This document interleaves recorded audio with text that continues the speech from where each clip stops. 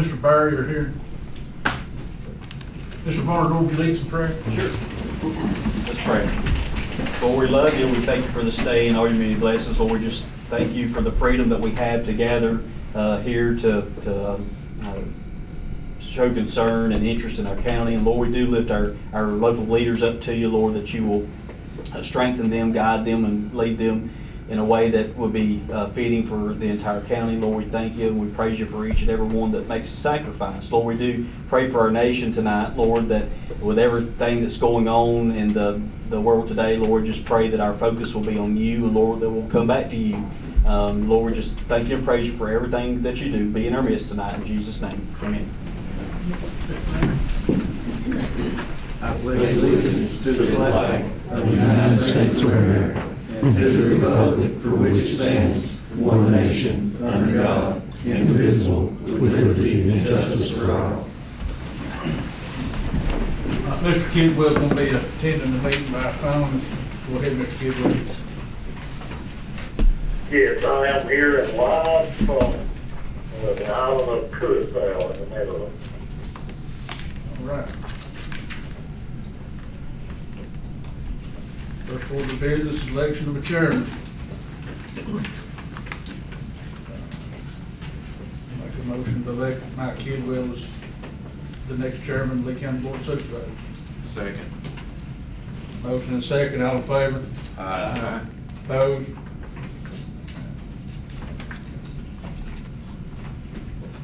Election of vice chairman. I'd like to make a motion to appoint Mr. Flannery to the vice as chair. Second. Motion and second, all in favor? Aye. Opposed?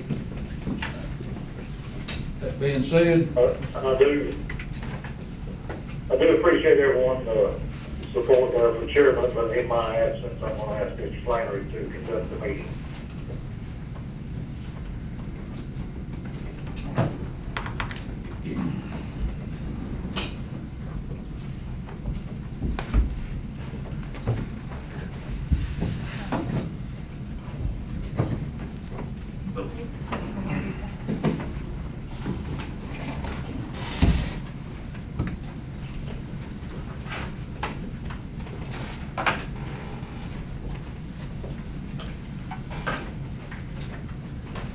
Okay. Next order of business, establish time, date, and place of regular meeting. I make a motion to keep everything the same. Got a motion there, second. second. All those in favor, say aye. Aye. Any opposed? Aye. Got to remember, he's lagging a little bit. Rules and of procedure. Mr. Chairman, I'd like to mention a small change in there. For section 5-2, where it says delivery, it says agenda shall be mailed or hand delivered to each member of the board and the attorney of the board at least 6 days prior to the meeting. I myself, we get these every month. It's pretty time consuming. I'd like to put in our provision that could be sent electronically once the county comes up with the devices, if the board member so chooses to receive it that way, not have to produce this many books. Add that in there, they can see it either or. Okay. Second. Motion second. All in favor? Aye. Aye. Any opposed? Aye.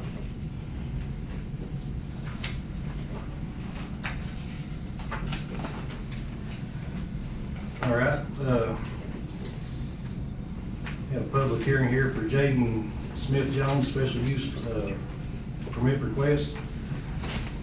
Lee County Board of Supervisors will hold a public hearing on Tuesday, January 20th, 2026 at 6 p.m. in the General District Courtroom in Lee County Courthouse located in Jonesville, Virginia, to solicit the input proposed special use permit.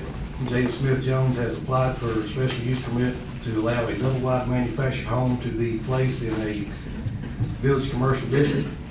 Property consists of 0.72 acres and is located in the Jasper community at 25599 US Highway 23, tax parcel number 28-A-62B. Good evening. The planning commission heard this last month. There was very little discussion. They felt that there was plenty of property, no other reasons, just the ordinance requires a special use permit for a manufactured home in the village commercial district. They voted unanimously to recommend approval. Anyone on the board have any questions? Make a motion to approve. Is there anyone else here to speak on this, on behalf of this request?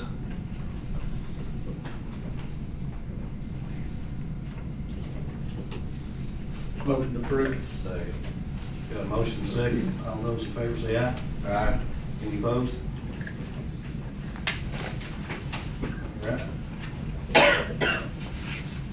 Real estate tax exemption for elderly and disabled tax relief programs. Lee County Board of Supervisors will hold a public hearing on Tuesday, January 20, 2026 at 6 p.m. in the General District Courtroom, Lee County Courthouse, located in Jonesville, Virginia, to solicit input, proposed code changes relating to real estate tax exemption for elderly and disabled persons. Do I need to read every bit of that? Well, it wouldn't hurt for the public to know what it is, but but basically, Mr. Jones was here last meeting and went through all of the changes that would be made. I mean, basically what we need to do with the tax changes is redefine the fiscal year for those taxes and then change the thresholds based on what the new information is, and this has not been changed in some time. So I don't claim to be the expert on this. I would. I see you sit. Yeah. You can explain it a lot better than I could, so. I won't cut it probably off. I just want to ask if you all had any questions, or if anyone from the audience had any questions. But essentially, Robbie's right. When last year the board moved away from a calendar year to a fiscal year for the tax billings, the tax relief program ordinance, that wasn't updated to reflect that change. So you kind of, it was a little bit out of kilter there. So the language would really just bring that to where it would correspond to the change to a fiscal year.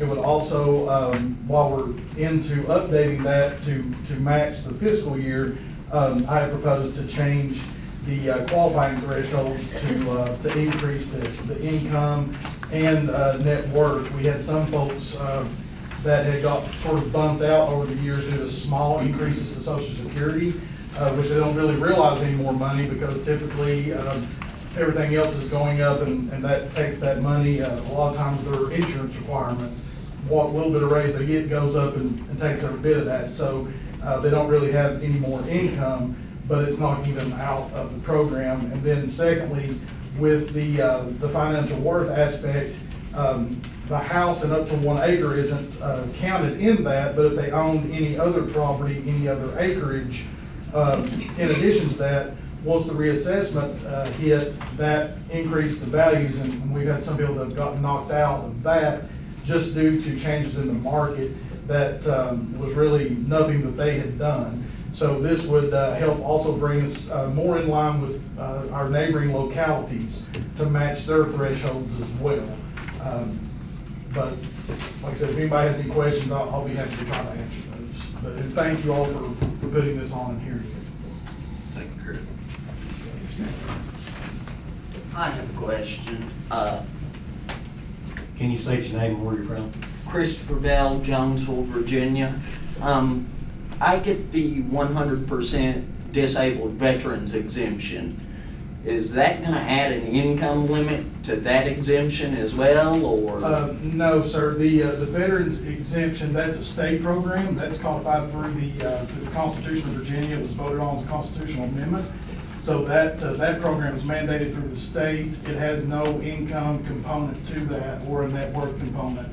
The house and up to 1 acre are completely exempt from taxation if you qualify under the veterans. This is just for elderly folks and disabled folks, but not your disabled veterans. But very good question. Thank you. And just so that this is clear, the income limits that are being raised will help those individuals. This is not a This is not trying to get more money out of them, this is trying to help those individuals. Right. That is the entire intent of this. It would allow more people hopefully to qualify. Yeah.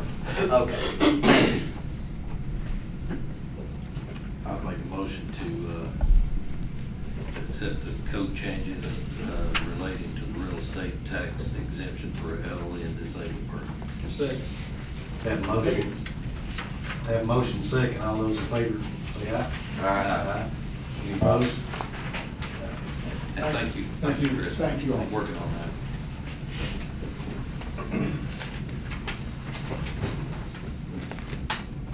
All right, everybody okay with the departmental reports? Do you have anything for that?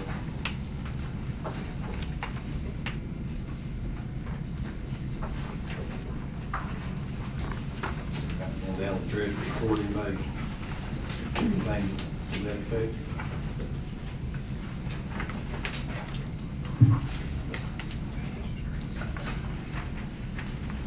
All right, we'll move on to public expression.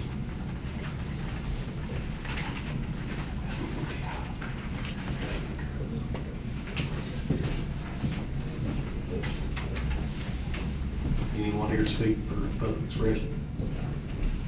Yes, I would.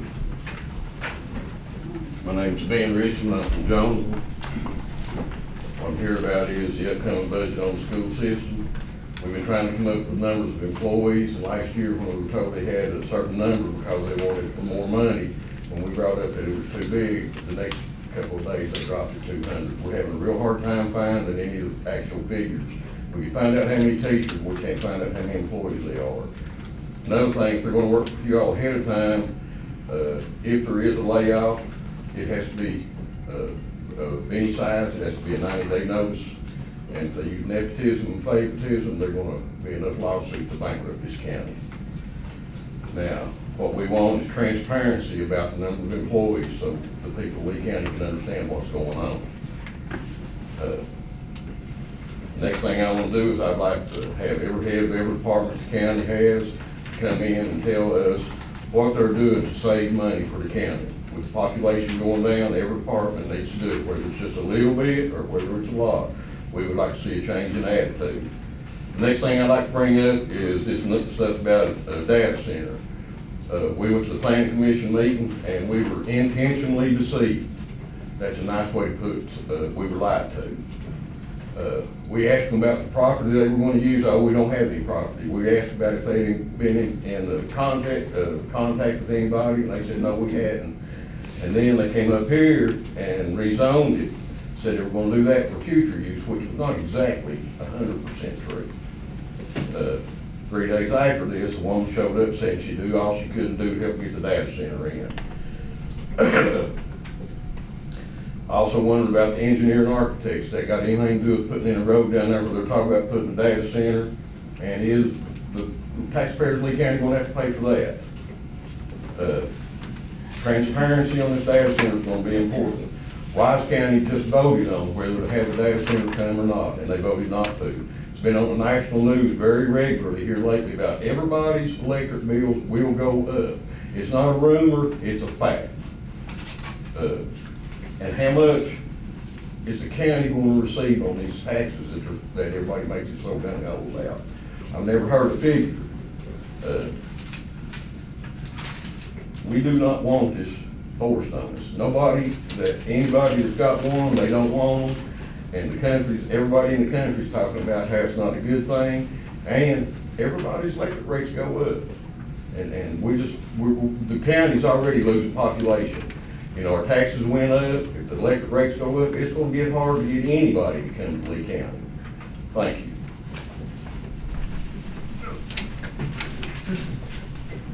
My name's Robert Baumgartner. I'm from Jonesville. I read the paper, keep up the news, but here in Lee County, business as usual as far as I'm concerned, just another day and more time.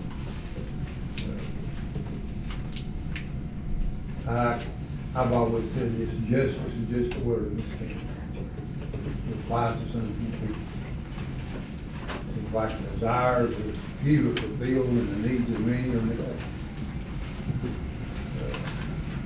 Now, I want to know what you felt about the food. Are you all gonna leave the school board, or you gonna follow me? What's the deal here? You all control the purse.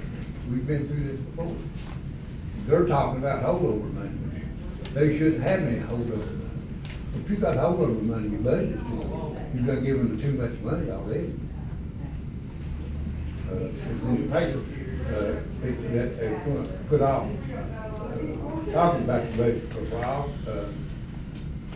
but I don't know. I talk to a lot of people, and a lot of people have a distrust of either the school board or the board of supervisors. They do. They have a, they just don't trust, no transparency. They tell me that. I talked to a fellow that crunches numbers. He keeps up with stuff. And the decline that we're facing in numbers of students in school and students or people in the population of the county. Next few years, the population of the county is going to be 15 or 16,000 people. Then, what are y'all going to do about the budget then? Where are you going to get your money from? You're going to hike up taxes on property owners again? Now, I mentioned Scott County many times, but Scott County's got a lot more students than what we got here. And you compare the ratio of students and teachers, there's a difference, quite a difference. But anyway, all my life I was a kid. And quite frankly, we've lived in a welfare state. Most of it was called the coal mining industry. Your father worked in the welfare support coal mining industry. His feast or famine in the coal industry. Now, after they raked the mountain, polluted the water, and they buy well. There is no service tax, because I know many coal mines.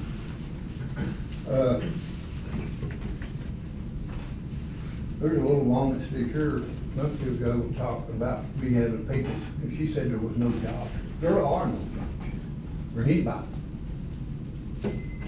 My main concern is to get some jobs here. But as we go along here, we're going to offer somebody some incentives to come here. Like Mr. Bickman said, it won't be by raising energy rates. We gotta have some kind of, and it's just not us, it's every county in Southwest Virginia where you had coal mining happen. And all it, coal mining was a good thing at the time for a lot of people. But all it left was a lot of destruction. With us, a lot of the children and sick people, like my brother Donnie, he's a victim of black lung. He's got a pacemaker. I mean, you know, we just can't keep on the same road we've been on for years in this county. This just doesn't work. Wise County's got the same situation going on. All right, your 3 minutes.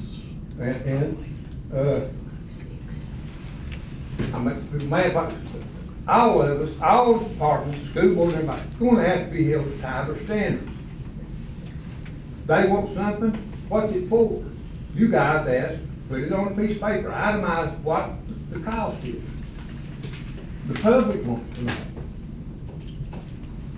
I want to know. All right. Anyway, I thank you. We appreciate you.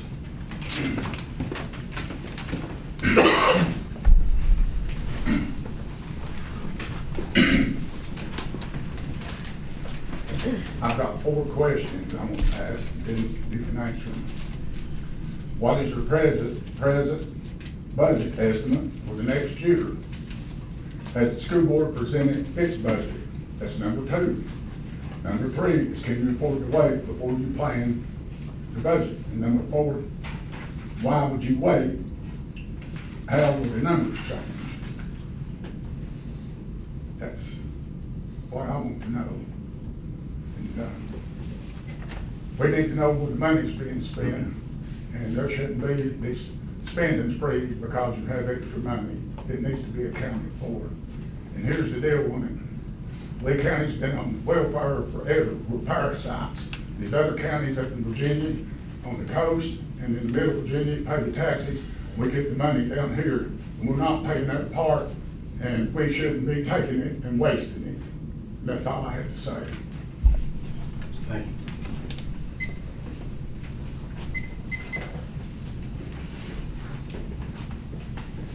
Anyone else here for public expression?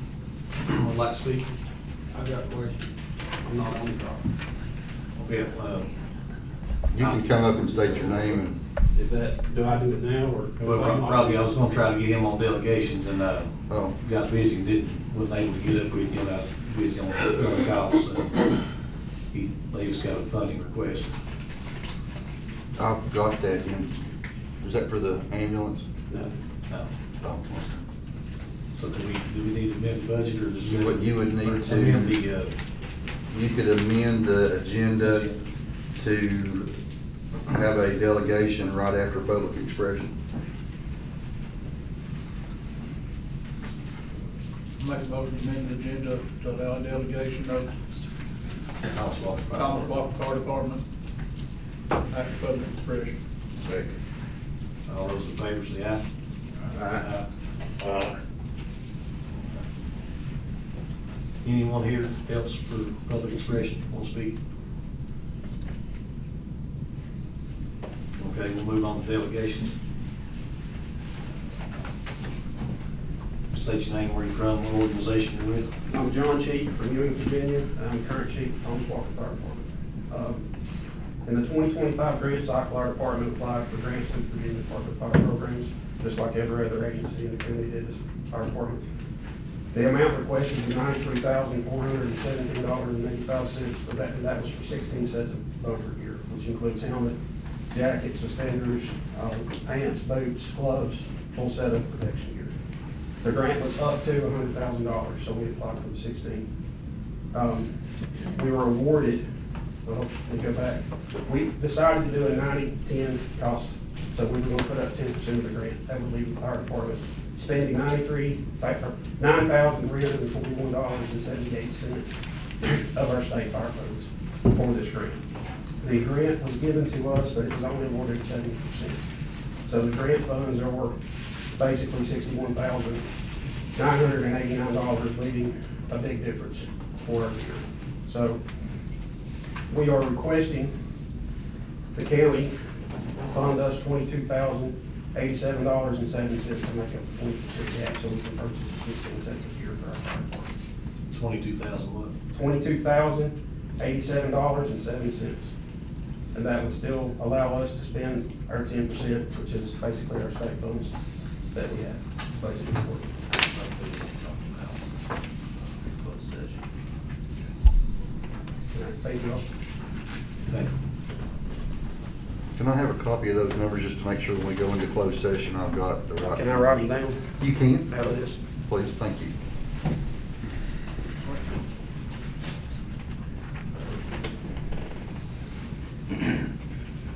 All right, reports and recommendations of the board. I'd just like to thank y'all for putting up with me last year as the chairman, especially Mr. Wright. Thank Mr. Wright for the job he's done for us the last 2 years. Hate to see him leave, and that's gonna be some hard shoes for us to fill. Wish him well in his future endeavor.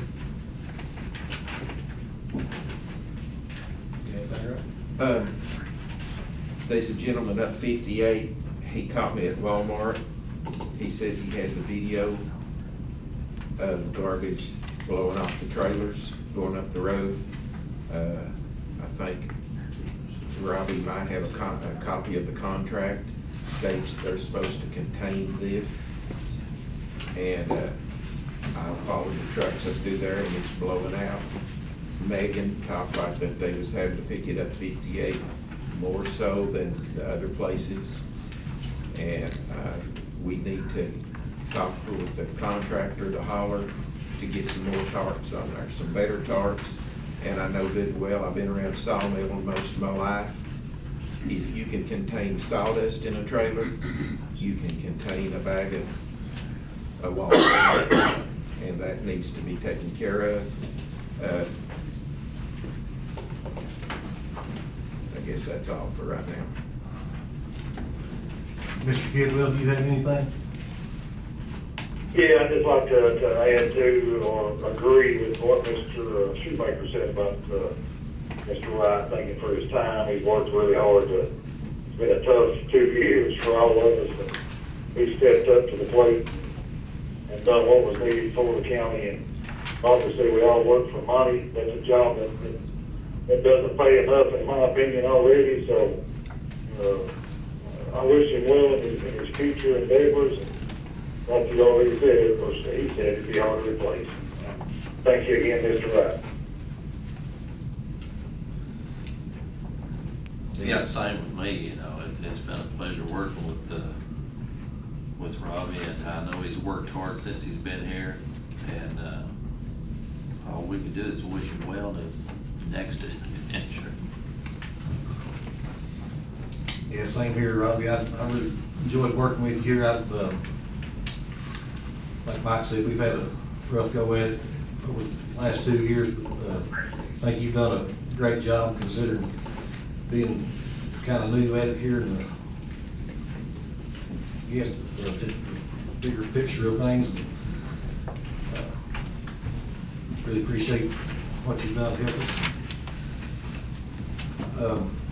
One thing I do want to put out here, we've worked with Air Evac to it's a helicopter ambulance service out of Harlan, Kentucky. We're going to, us with the Air Evac and the rescue squads here in the county, we've come up with it's called a day of learning, what we're going to do. It's going to be on April 1st at the Lee High School cafeteria. And this is for people who have EMT license, stuff like that, need continued education hours. We're going to have some classes where it counts towards the your continued education hours. It's open to the public, to any nurses, anyone in the medical field that needs continued education and stuff. And then hopefully I think we're going to have a CPR class in there too that'll be open to the public, and to where we can try to help people out with their hours and just some general information for people, and maybe get some more CPR certified people out there.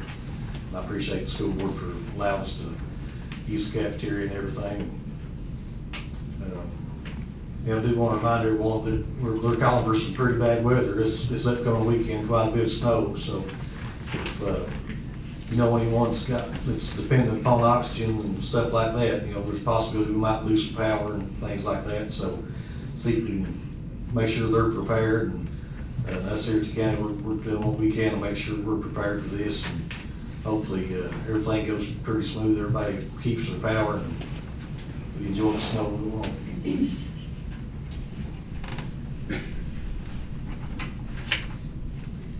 All right, moving on, reports and recommendations of the county attorney. I don't have anything to report, but I would just like to echo the same thing. I've enjoyed working with you, Robbie, and you've certainly made my job easier at times. And come back and see us. You've made it more difficult at times, but you've made it easier at times too. But I will miss you and wish you nothing but the best. Reports and recommendations of the county administrator.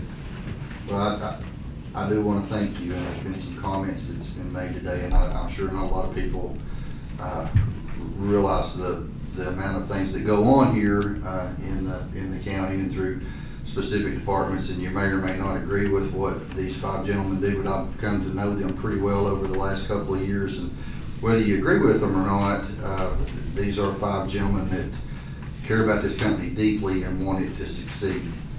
And a lot of times people don't agree with with maybe a decision that's made or whatever, but I will tell you that there's never anything that is done here that I have seen that was anything that was just not good. So and I apologize. My mother's in the hospital, so I was kind of keeping up with her. But there's a lot of work that's been done. I come out of the private business, just so everybody knows, and if you're in the private industry, the first thing you do is you try to cut costs, and the second thing you do is you try to figure out what you didn't cut in that first round of things that you were doing. And I will tell you that as far as departments go in here, I would dare anybody to find somewhere where there's waste. That was one of the things actually, and I come into this without any preconceived notions about anything or whatever, and you go through the budget. The county's a pass-through entity for a lot of things, but the county budget is extremely small in the scheme of the world. The county only has 32 employees, and that includes the ones in the convenience centers. So we're not sitting here, if there's not anybody here from the Commonwealth Attorney's Office, but I run out of supplies and go to the Commonwealth Attorney's Office to try to see if they've got something, and if they don't have it, I go somewhere else in the building, because we don't have all that money running around here that everybody thinks that we do. And so I would invite anybody to take a good hard look at that, because that just ain't happening. But anyway, I'll try to keep this short, and I do think this board, some of you I knew, some of you I didn't, but I knew you a little bit, but I think I've gained friends in this whole thing of people that I admire. So the RFP that was voted on last week to put a GSA out put a RFP for the GSA services, that will hit the paper tomorrow.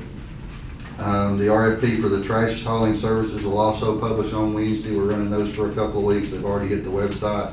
If anybody wants to see that. We did, wasn't able to put this in your packet. I got it just about 15 minutes too late. We received a request for a refund in the Commissioner's office. I didn't really want this to wait until the next meeting for this person to be able to get their funds back if you voted to do so. The citizen was awarded 100% of service-connected disability through the Veterans Administration and is due a refund of $480.76. And I would like approval to allow this refund. Yeah, make a motion. I think you have a motion second. All in favor?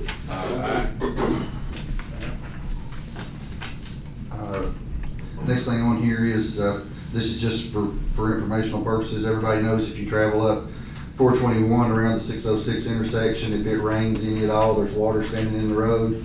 I tried to make that a priority to the Smart Scale program, knowing that they wasn't able to do anything on the hill going up towards Scott County and some other things, but one of the more dangerous places in the county, I think, is right there when it rains.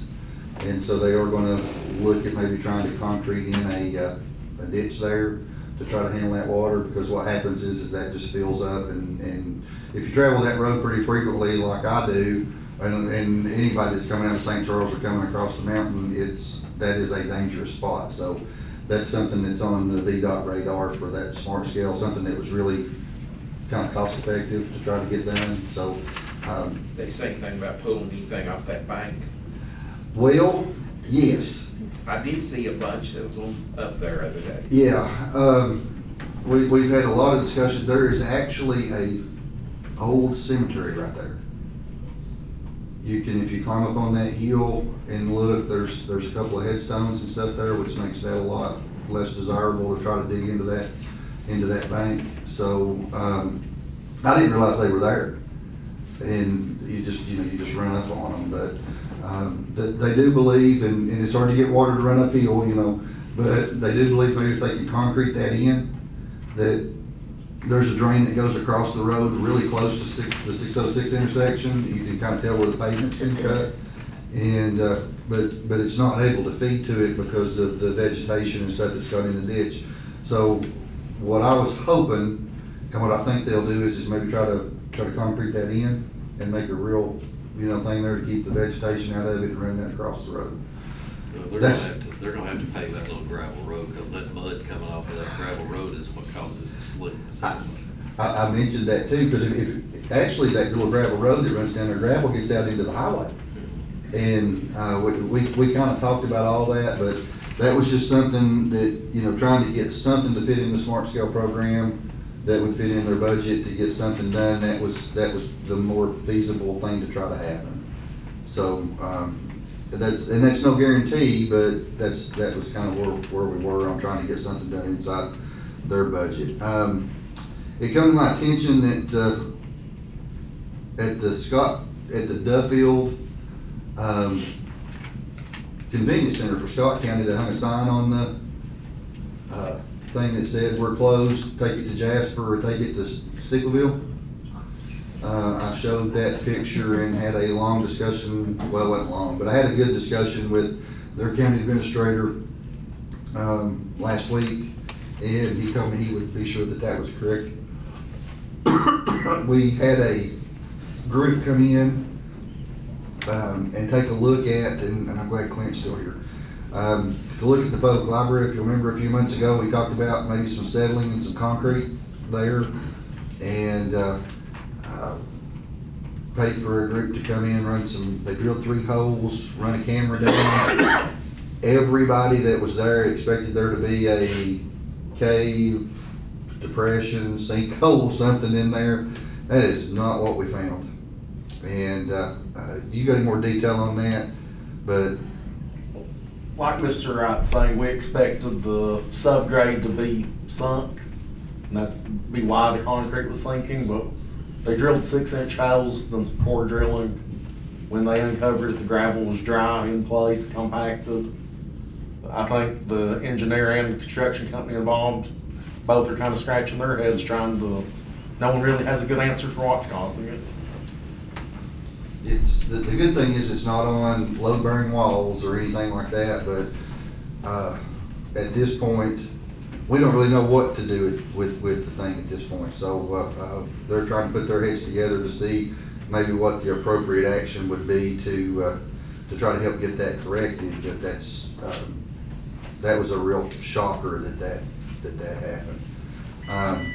I went ahead and I've got the application. If you'll remember last year about this time, I asked for permission to apply for a Commission of the Arts grant. That is the 50/50 match that is used for the Pro Art program.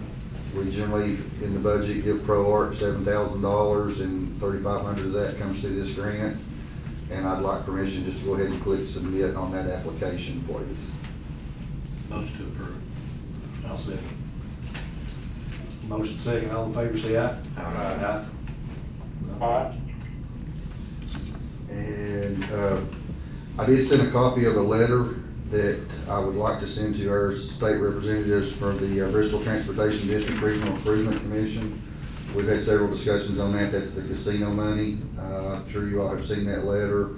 I held off on that to, I'm going to send that letter out in the morning just to express the board's concern and my concern for any changes that would be made to the statute that would change the way the money flowed into those 14 localities. It's a vital part of our budget, and we really don't need that statute changed. So I'll send, unless anybody's got any objection, I'll send that out in the morning, okay? Last thing I got a letter from the Jonesville Rescue Squad that we probably need to talk about in closed session. They're asking for some additional money also for some equipment. So I guess we can probably handle that all at the same time, right? And that will do it.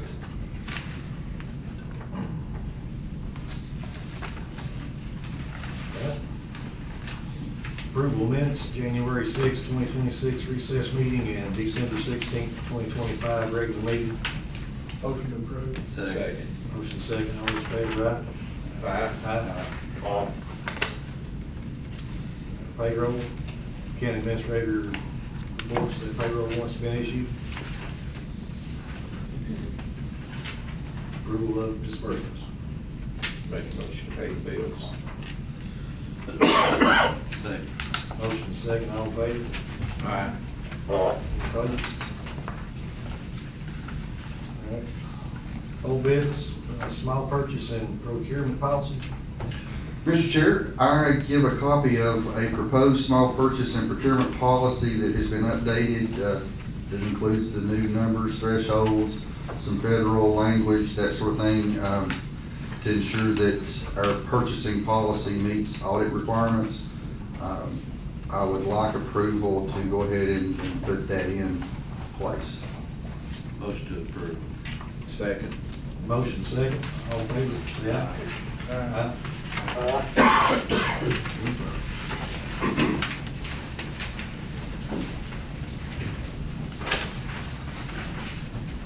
on.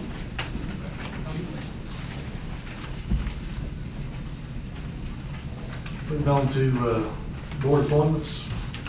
Appalachian Juvenile Commission, this was taken last month, Alan Crockett serves there.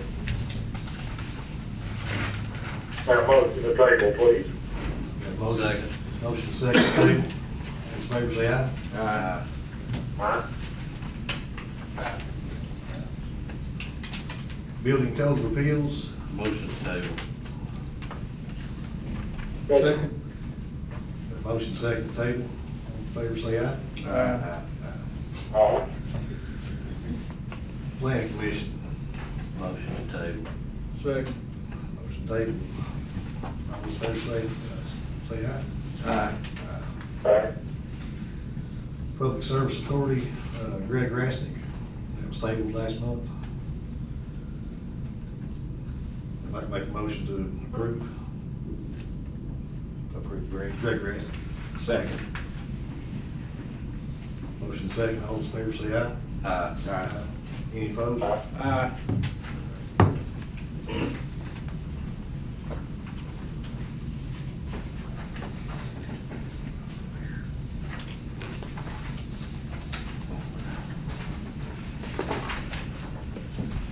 Stickerville Fire Department grant. I'll make a motion to talk about that in closed session. Yeah, we can continue that with all the other EMS requests while we're in closed session. Okay, the age of localities resolution, that was what you talked about, single money, wasn't it? Yes, yeah, I went ahead and just covered that while I was in there. We don't need any action on that. Okay, demolition fee for items at the transfer station.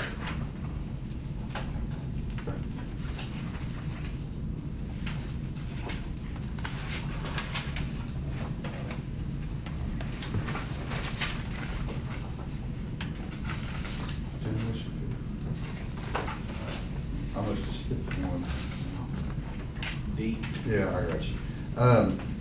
We receive items at the transfer station. This is kind of weird, but what happens is people will bring stuff in and then we have to actually do something to it before we can get it in a trailer to send it to the landfill, dispose of it in some way, that sort of thing. So we get these big items that we've got to do something with. And what I want to know if the board wanted to entertain, if there's something that somebody brings to us that requires further processing in order for us to be able to deal with it, to charge a extra service charge fee to handle that change. We've had people that'll come in maybe they'll fell a tree or something and they'll just fell the tree over into a trailer and then haul that whole thing there, and then we've got to figure out how to deal with the whole tree. Or take a deck and you get the whole deck in one kind of piece or two pieces and that sort of thing. And then we have to process it to get it in a trailer or something, because it's just not gonna go in the manner that it's there. And right now, we don't have a way to, we just have to work on it and get it in a trailer to get it gone, or whatever it is we have to do with it to dispose of it. So I didn't know if there was any thoughts or any thing we could do, maybe to charge a demolition fee for a further processing a landfill waste if it's required. How would you determine what, depending on what the? I don't really know. I mean, I've thought about that for a week, trying to figure out what to do with that, because that's one of the last things that I kind of got in here. But it does cause us a little bit, maybe Roger can speak more to this, but it does cause a problem from time to time. We've had a couple of those come in the last little bit. Mr. Waddell, you got insight on that? Well, the main things is oversized tires that comes in. They have to be cut up before Wise County will take them.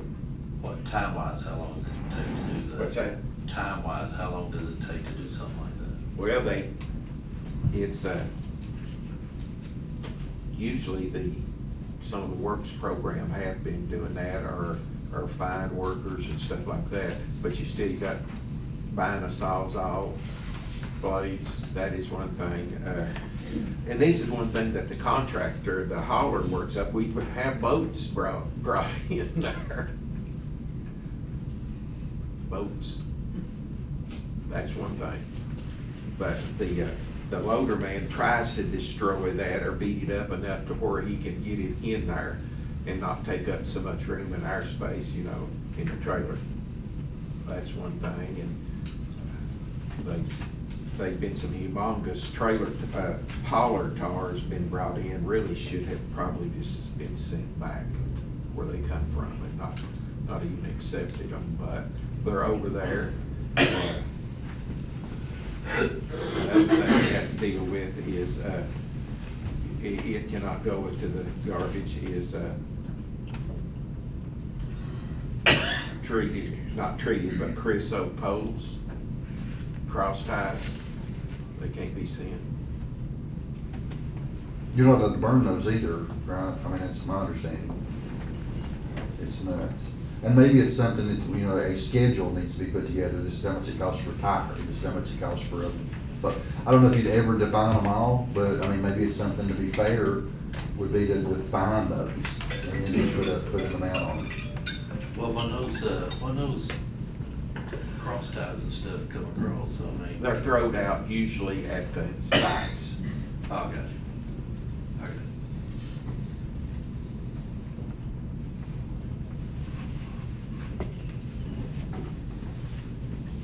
That's something we can think about, and, you know. We could start by educating people, putting something out, telling them when they bring in these bulky items, they're gonna be charged more for processing fee. Just let it be known at that. If they won't start busting stuff up. Yeah, we would need to set an amount, you know, of, you know, maybe you could do it by weight, maybe you could do it by, I don't really know. Because, you know, a boat, you know, if somebody brought an aluminum boat, it ain't gonna weigh a whole lot when it goes across the scale. I don't know what, I think the one you had was fiberglass, right? That last one that come in, it was fiberglass. Could go to the recycling. Yeah, so, it's, I don't really know. It actually, and this can kind of stay here, it's something to think about that, you know, maybe we could, you know, at some point in time, the county can charge a fee for those items. Something that's fair. You know, I don't think, you know, like this profit thing in that, no way, but, you know, just something that would be fair.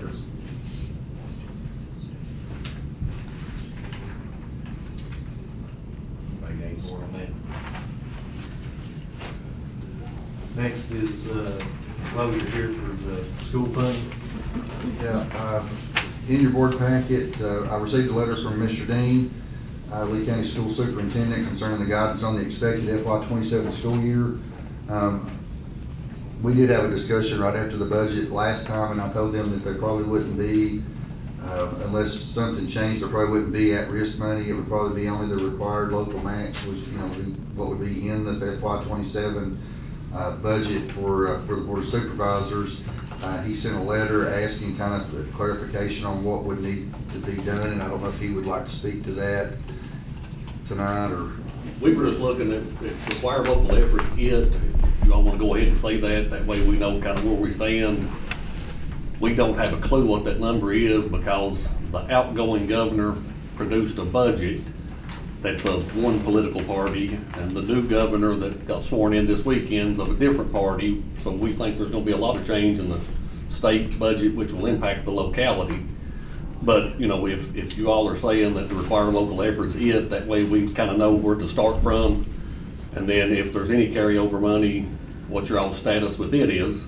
We were just kind of looking for some guidance. I think some of you made the statement last year to work together. Transparency, like I think several people have said, that way everybody kind of knows where everybody stands, is kind of what we were looking for. So. Well, me personally, I kind of get where you're coming from, but for me personally, I think it's a little bit too early to commit on anything. I mean, Lord knows we don't know what's coming tonight, let alone. Because that's what I told my board. I said, I can't tell you a clue, because I said, I honestly believe that the outgoing governor's budget will be modified heavily by the new governor and the new General Assembly that took office less than a week ago. And by the number of bills that they've already threw out there, I think everybody sees there are going to be a lot of changes. But we were just trying to get Mr. Leonard trying to get the process started a little early. And if there's anything you all want from us, just, you know, have Mr. Wright send us something and. No, as far as carryover money, I mean, that's your all's money anyway. I don't know why that would be a question, but. I know it came up last year, and that's why we sent the letter. Shouldn't have, but it did, and like I say, that's your all's money. Y'all talk about wanting to work together, but we can't even get y'all to help pay for an audit. I mean, I don't know how much more working together we can get. We've pretty sure we've agreed to pay our portion. Do what? I'm pretty sure we've all agreed to pay our portion. Is that true, Mr. Dean? Because that's not what I'm receiving. I do not, this is my board chair, so I hate to go against it, but I don't think they have taken official action. No, we've not formally voted, but I mean, it's been discussed. I mean, last I heard, we didn't, you know, we had a roundabout number, but I mean, as we get, you know, closer number, I mean, we've already been sending in the documents and everything else, so if we get a more exact number, I mean, I believe we had the people to go with it. When's the audit gonna start? Started. It has already started. What's the expectation of them to finish? We're hoping to be done in March with the report. There's been a little holdup. I will say that the school system has done an excellent job in providing information to the auditor. Is this gonna be published to Powell Valley when it's done? It'll be published here.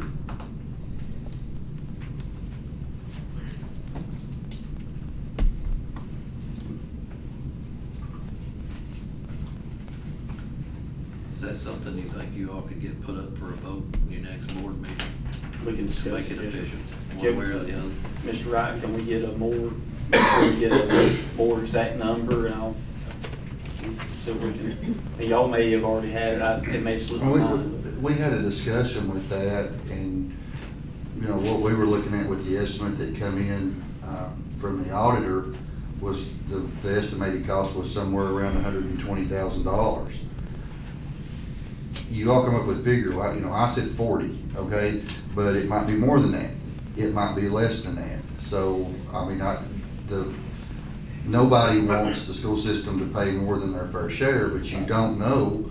I can't give you an exact figure. I mean, if you all want to come up with a figure and say, okay, we'll go here, no further, you know, that was a discussion that we had. Okay. And so, I mean, that's kind of on you all. The only thing that would, I believe, the only thing that would cause that number to go up would be as if something was found, and then it required further investigation into it, and of course, obviously, the cost would increase.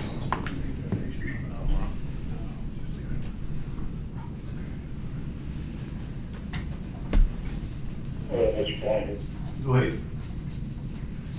So, I'd just like to weigh in just a little bit on school funding. Obviously, I think all the board of supervisors is heavily invested in the school system and cares about our school system, as we all do.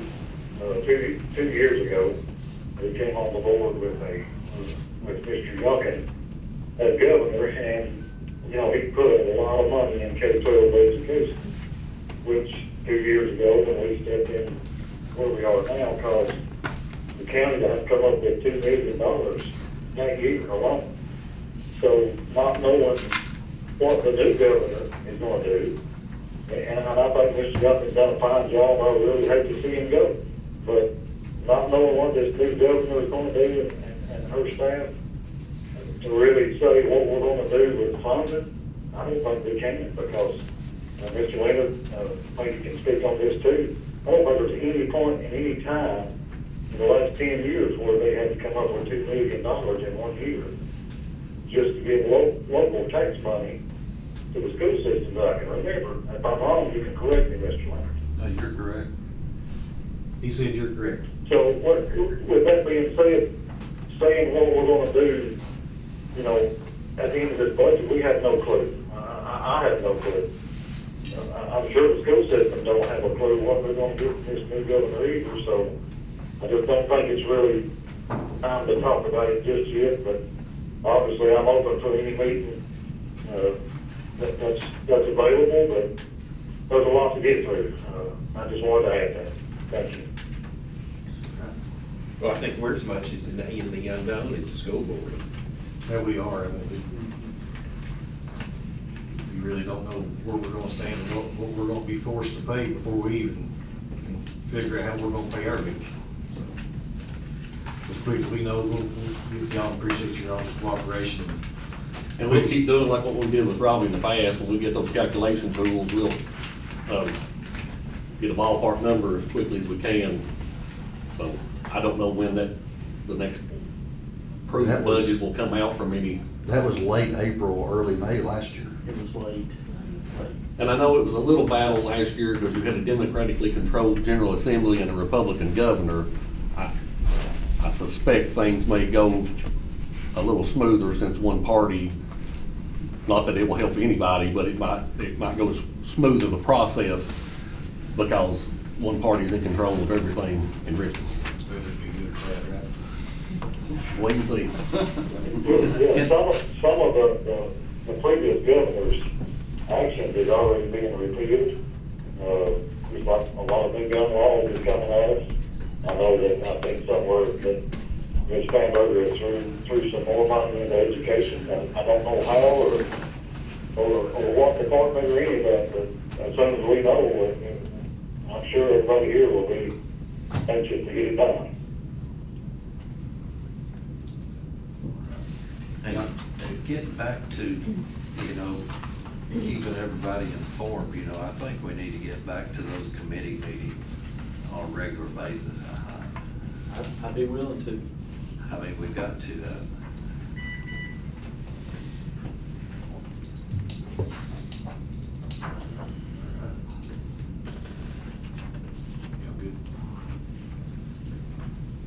All right,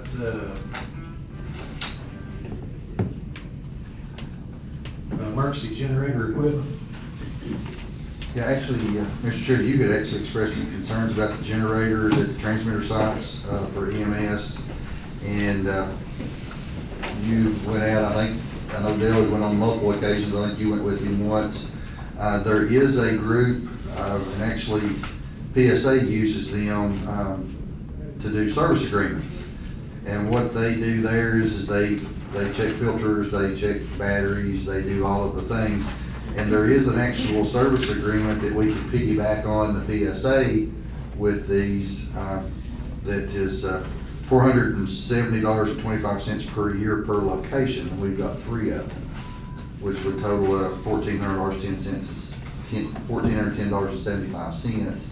I want to know if the board wanted to entertain an agreement to have the maintenance done on those generators to try to ensure that they're operating. Well, I've got a question on the 3 sites. We got the Keoki and the Thomas Walker facility. The other one's at Hunter's Gap. Is that, I thought that was maintained by the state police, but that's part of the STAR system. Not our generator is my understanding.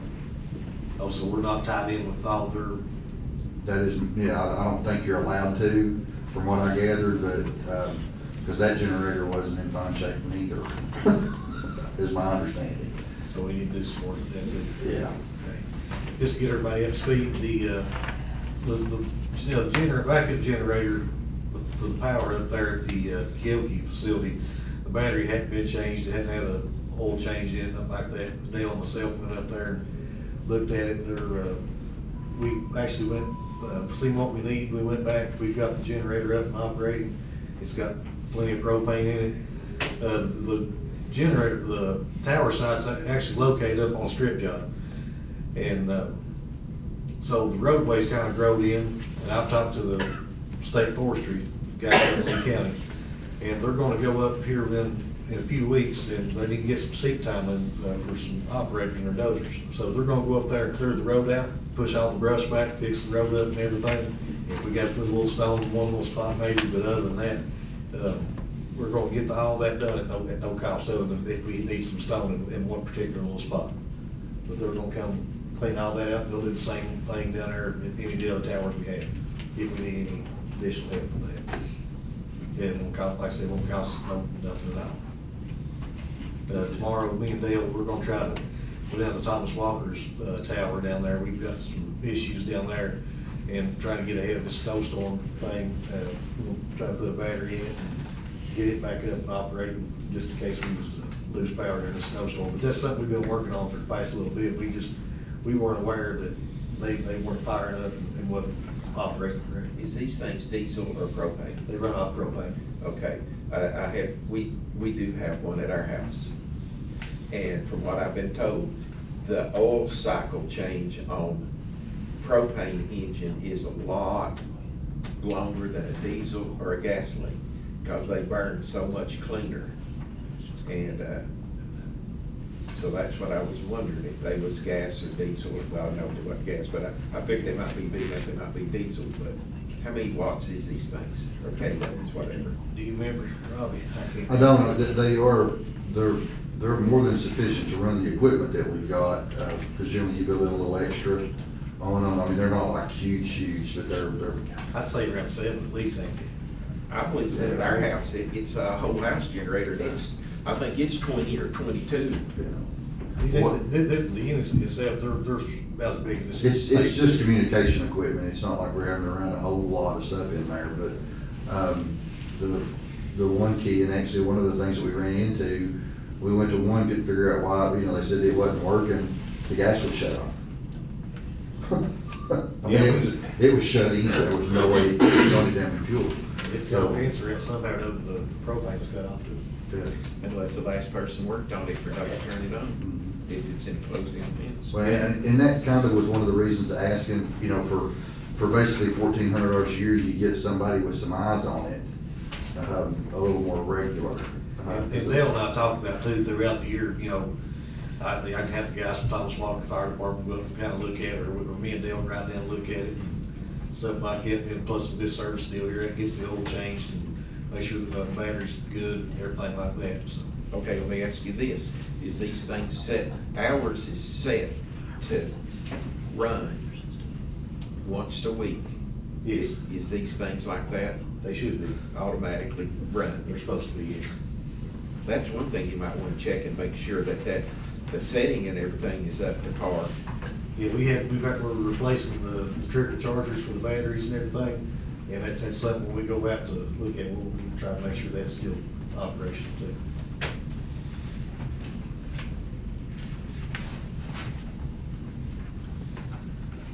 All right, air conditioning unit, 911. I'm sorry.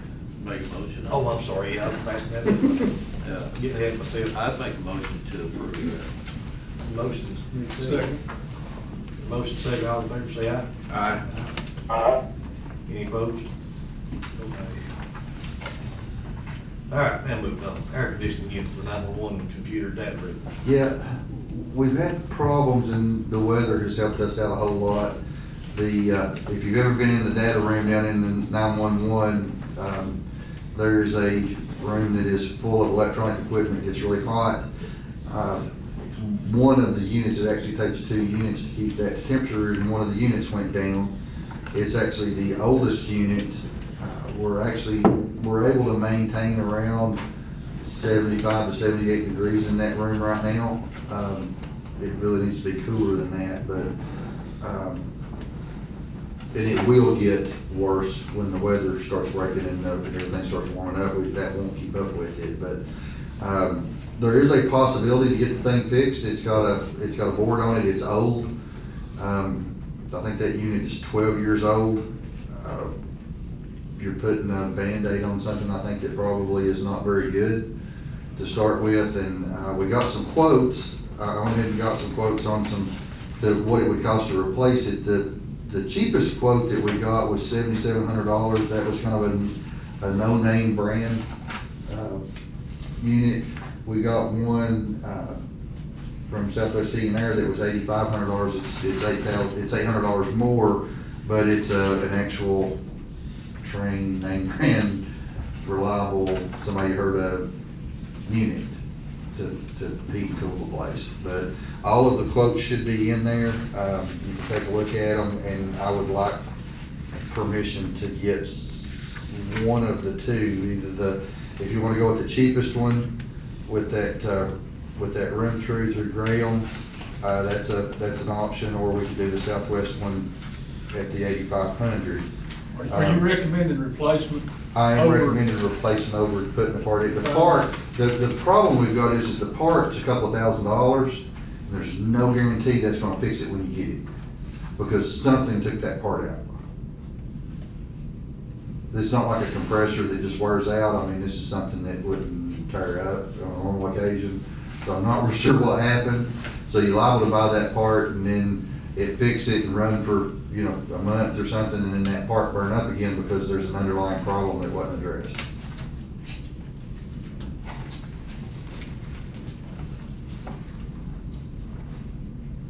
Make a motion to go with the Southwest Heat and Air Conditioner Replacement Unit. Second. Got a motion second, all in favor? Aye.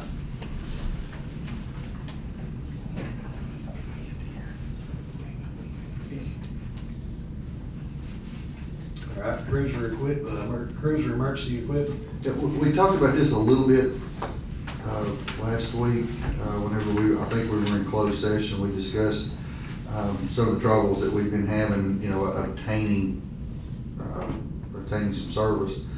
And two-way radio has been doing our equipment for a long time. We had a meeting with Virginia Kentucky Communications, that was myself, the major, the sheriff, about trying to quote out some of these things for somebody else to offer us those services. This is more of a, and I don't even know if you need to take action on that, but I'd like approval for the county administrator and the sheriff's office to maybe try to get away from somebody that really doesn't offer us great service and try to give somebody else a shot to get us some of that equipment. They can get us all the same stuff, they can do it all, they just seem like they're a little more responsive, and that is also the people that is handling our security system here in the courthouse with the cameras and all that, so we're already doing business with these folks, and they just seem like they're a little more responsive to us. You know, speaking on experience here, you know, we done the radio project for the county, built the 2 towers and all the radios and everything for the emergency services and stuff. Yeah, since this merger, it's been harder to get some things to go, some service work done, things like that. Virginia, Kentucky, I've utilized them as well. They've been pretty good about doing some things, so I'd recommend going with them. Yeah, I'd make a motion to, if you need a motion. go If ahead. you don't care, I mean, it's just, it may not be necessary, but I'd just like to. I'll make a motion to do so. I'll second. Motion second, all in favor, say aye. Aye. Aye.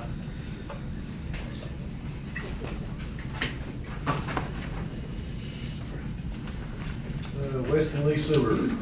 Yeah, this is an easy one. We've been working on this, well, ever since I've been here. We got good news as far as that CDBG grant. They're looking at that $3 million that we were approved for. I got a phone call about another grant opportunity that is coming our way for the Western Lee housing that I'm not allowed to speak to yet, but both of those projects are moving right along, but I'd like a vote and approval to approve resolution 26-001, which is the Western Lee Sewer Project Phase 1 grant acceptance in paperwork. I'll make a motion to, and support the resolution 26-001. Second. Got a motion second, all those in favor, say aye. Aye. That's as good a thing that's happened in a long time in this county.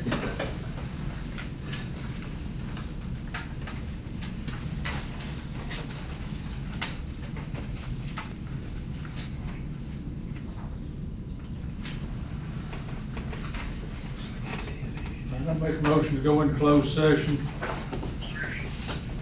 2.2-3711A1, employment personnel. Second. 2.2-3711A6, invest in public funds. Second. Got a motion second, all in favor, say aye. Aye. Aye.